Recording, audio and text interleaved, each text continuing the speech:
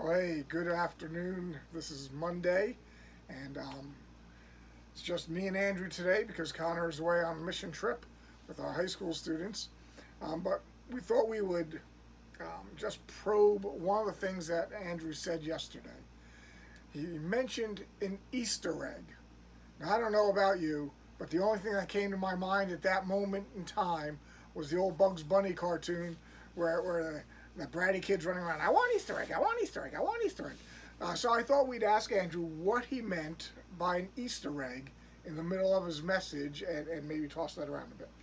Okay, so we see this particularly today in movies, and we see it in Marvel movies, Disney movies, and other movies, where they put in little indications that point to other things, or little clues that help you understand other things that are going on.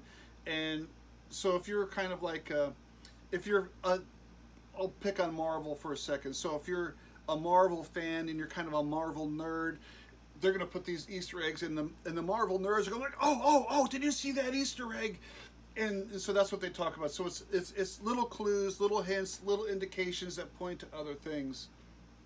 And so that's what an Easter egg is in the context of what I was talking about. So they get their name, you hide Easter eggs and you find them, you're all excited. And so these things are little hidden gems that people find in movies or whatever. So what kind of Easter eggs?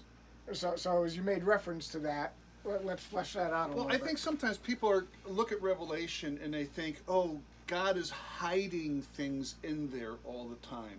Now, I think there's, like yesterday, we talked about some of the things that would take place, and so there were some echoes or hearkening back probably to the floods and that kind of stuff.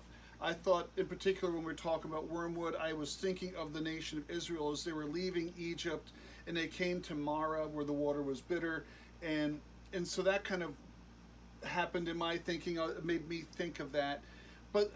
But the problem with an Easter egg, in my mind, is that people look at that and they think it gives you extra meaning or extra significance.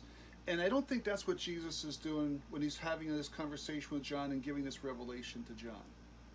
So I think there are echoes of things that have happened in the past, and I think there are things we can look at. We see things that have happened in the past that kind of we see taking place here, but I'm not sure that we're seeing extra new information or special information that you need special knowledge to get.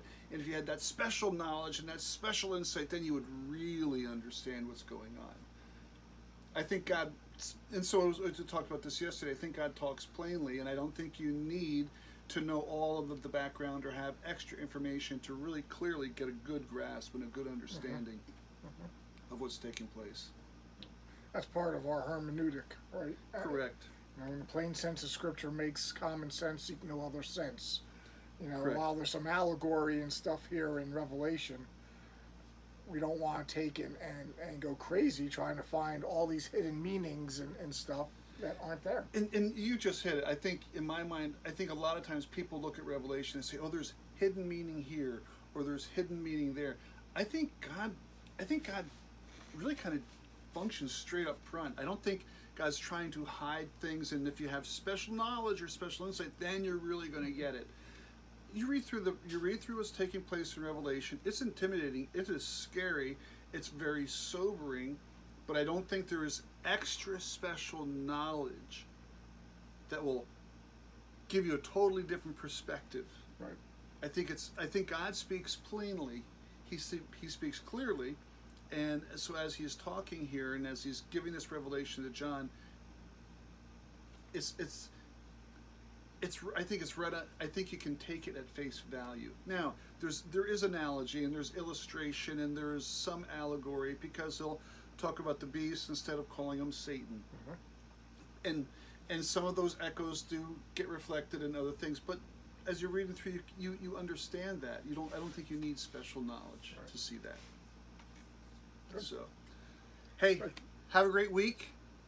We'll see you later in the week. All right. Take care. Take care.